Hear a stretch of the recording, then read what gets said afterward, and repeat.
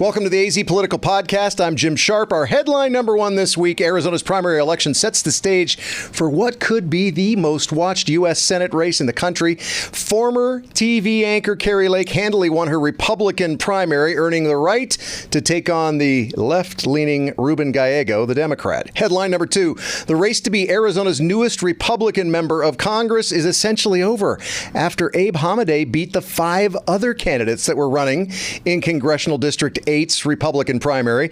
And yeah, you might as well start calling him Congressman Hamaday, because there's no way that uber-red Northwest Valley district is going to cast more than a couple of votes for Gregory Winton, the only Democrat brave enough to run in that congressional district. And headline number 3, State Senator Justine Wadsack, who allegedly asked to speak to the Tucson chief of police, refused to sign her ticket because of legislative immunity, and claimed political persecution when she was stopped for speeding in March, looks to have her roll slowed. See what I did there? By voters in LD17 when Vince Leach appears to have topped her in the Republican primary there. But really, the big legislative story was the really big loss by former Arizona Secretary of State Ken Bennett. The former state Senate president was beaten by former state rep Mark Fincham, who almost 4 years later is still using the hashtag Trump1 on social media. That brings me to my guest on the AZ Political Podcast. A guy I told just the other day, you're my favorite guy that I haven't had on the podcast yet. I don't know how to take that, but I'm glad to be here. Yeah, this is a political strategist and former state legislator, Stan Barnes of Copper State Consulting, named one of the top 5 most influential Republicans in Arizona. It must be true. I saw it on the internet, Stan. Thank you. I paid a lot to have that done. So you're welcome. All right, you can pay me later. So, number one, when your colleague Chuck Coughlin was on with Jamie West and me the morning after the primary, he mentioned something that you said about Kari Lake before she lost the governor's race, and that is that she needs to be a little more like Reagan, a little less like Trump. First, did you say that? And second, is that what she needs to do in this race? Yeah, the short answer is yes and yes. Kari and I, because this is a small world, have known each other for 20 years. Yeah. And when she was running for governor, she was, of course, running in the spirit of everything was corrupt and stolen and that whole line of thinking, and very combative along the way. And I one day, I'm not a paid consultant, nothing else. I'm just a guy who knows her and a friend of hers. And I said to her, Kari, you didn't ask, but here's my free advice. I'll sum it up in one sentence. More Reagan, less Trump. And that rings true today to me. No, she didn't do that. I think if she would have been more Reagan and less Trump, she would have won the governor's race. Reagan being, you know, what his commandment, thou shalt not say anything bad about a fellow Republican. Your viewers know exactly what I mean by more Reagan, less Trump. Right, I mean, instead of immediately punching the other guy in the face or looking for distance, more of let's add, not subtract. Right. And Reagan exemplified the best in our American political figures, and that's what we want as a governor or as a senator. What Kari sometimes misses, which I think many candidates do because they're buried into their own silo, is that voters are voting with their heart and not with their head. Mostly. I mean, yeah, there are issues you care about and I care about, but it's likability. And it's do I or do I not respect and like this person? And if you go out of your way to be so dang divisively combative, even if you believe you are right, righteous about it, you could feel good in your righteousness, but you're going to be sitting at home not governing. Because in the end, that's how you win, is to add people together. And it's that likability, and people have to believe you're not some sort of zealot. And that's what I meant by all that. No, that makes all the sense in the world. You could even say be more former Kari Lake and less Trump. That's because a great way to say it. She was on television for all those years. I met her early on when she first came to Phoenix. Very likable person. Obviously, great ratings, reading the news. Stick with that. Well, here's the kicker. I mean, I've been around Arizona politics for 30 years, and I've never seen somebody more charismatically owning a room when she walks into it. Mm-hmm. I mean, she's got so much natural talent for politics. Yeah. But she's squandering it by not using it the way you should to market yourself. Instead, she's buried into some of this, Trump-like style, which works for him because he's a New York developer billionaire guy. Right. But it doesn't translate to her. And so, I mean, as I said, I'm not a consultant to her, but I do like her as a human being. And as a dispassionate observer of the scene, it hurts me to see someone with so much natural ability squander it. And so if she wants to win, even in 2024, I think she has to be more Reagan in style, less Trump in style. It doesn't change one issue. Position. Right. She can still be all for the border, and it's only about style, and that's it, and that's lost on a lot of people. By the way, you know how to reach Stan if you do want to pay him that advice. Thank you. Abe Hamaday got a lot of guff for being an election denier.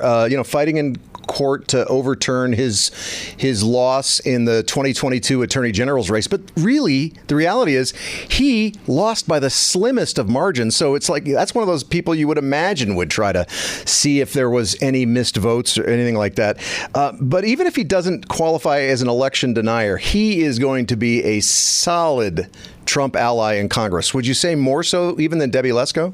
Yes, and yes, he will be. And you got to give him credit where it's due. The guy kept on going, even when he suffered the loss to Chris Mays for Attorney General by just a few hundred votes. Yeah, I mean, it was a few hundred, 300, something like that. Right. And then this gang melee of Republicans running in that thing out there in the West Valley, Northwest Valley, for him to come up on top is really amazing. As a political science, as an amateur scientist, you and I, watching that happen is so interesting. I mean, Masters spent millions of dollars shooting him in the kneecaps over all kinds of things. And yet he still ended up pulling it out. It's amazing.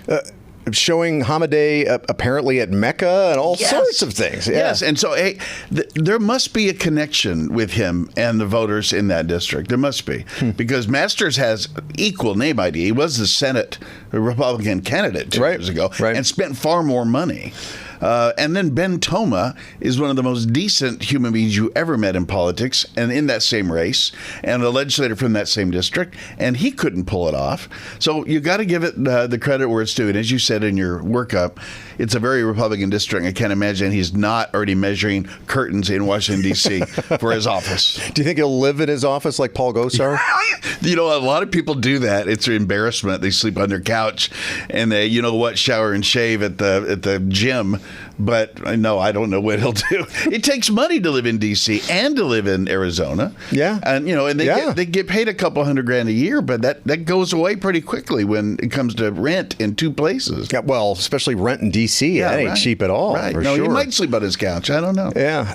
Were you surprised by Hamaday's win? Yes. Okay. I was thinking just in the natural order of things, the guy in a crowd with all the money would end up winning Masters. Right. So I was thinking Masters would win.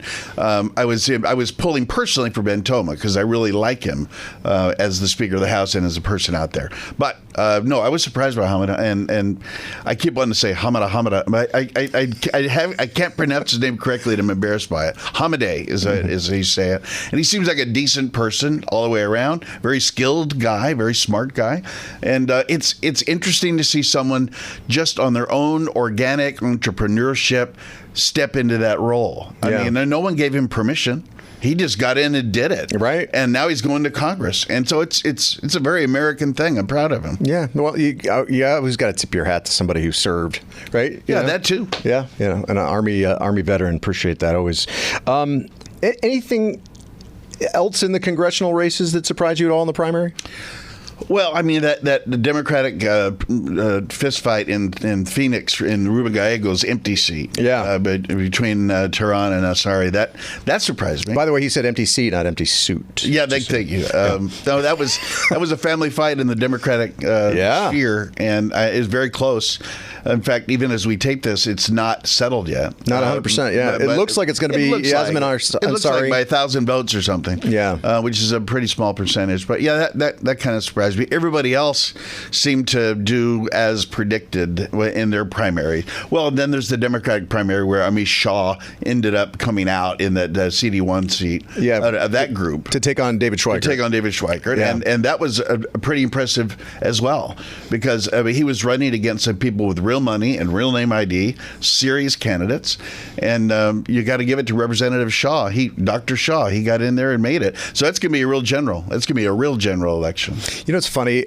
There's a really, really great Indian restaurant in North Phoenix. It's fairly close to our house, and we get food from there at least once a month or so.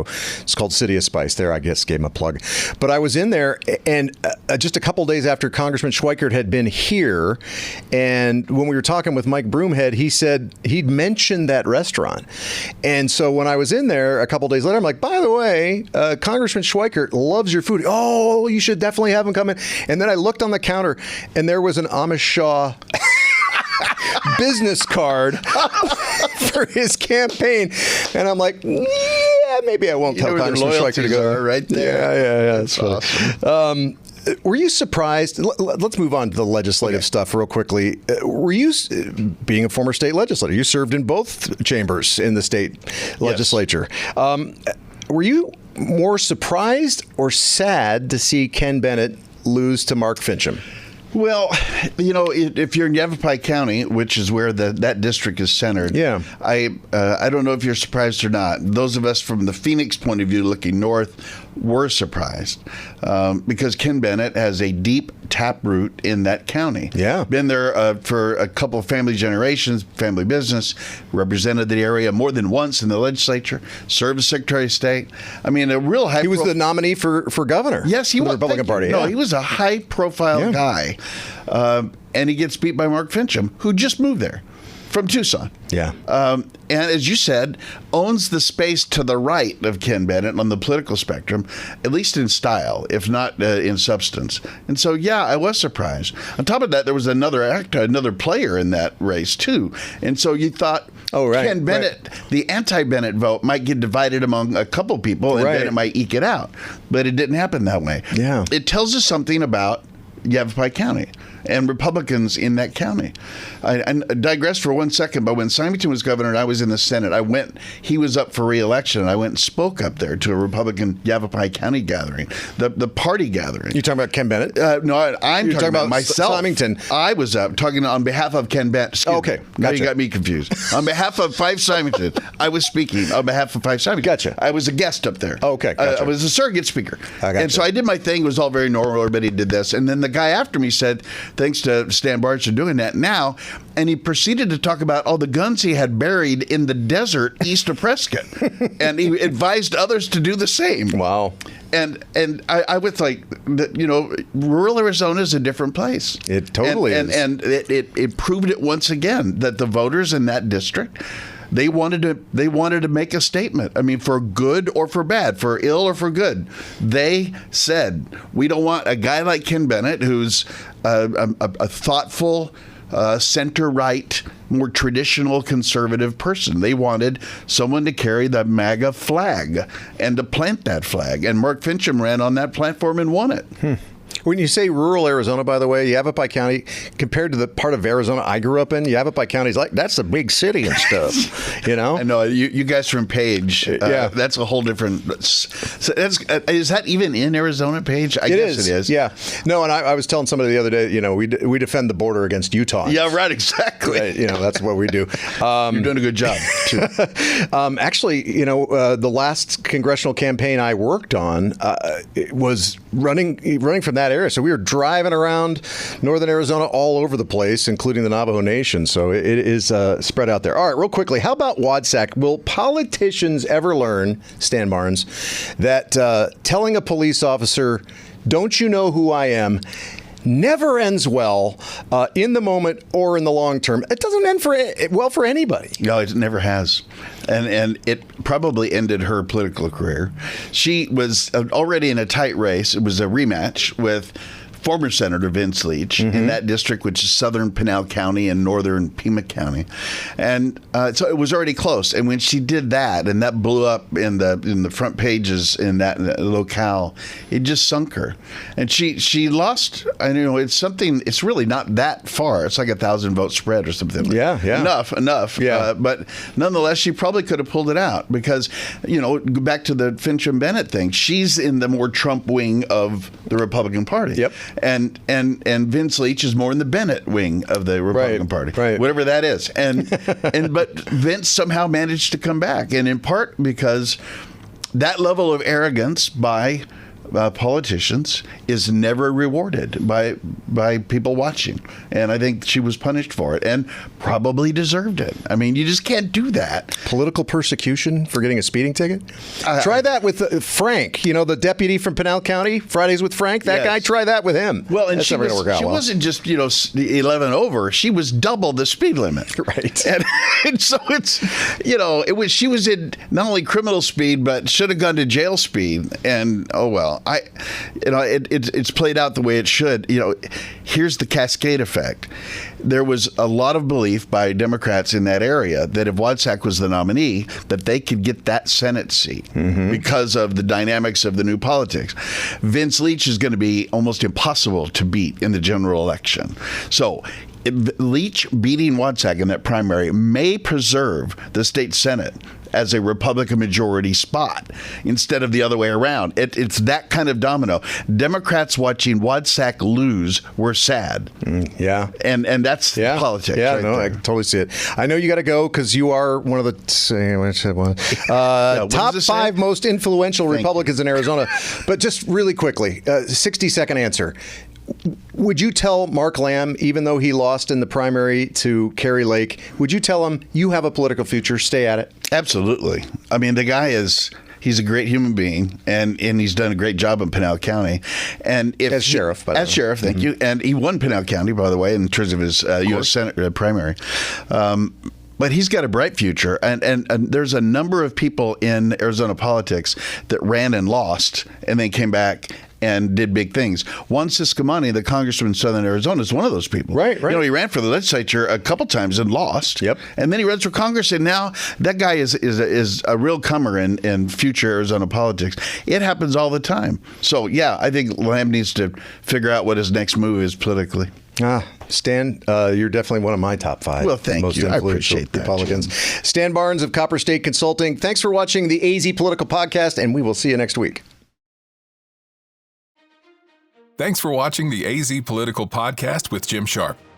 Click the box to watch more from KTAR News and tap the button in the middle to subscribe.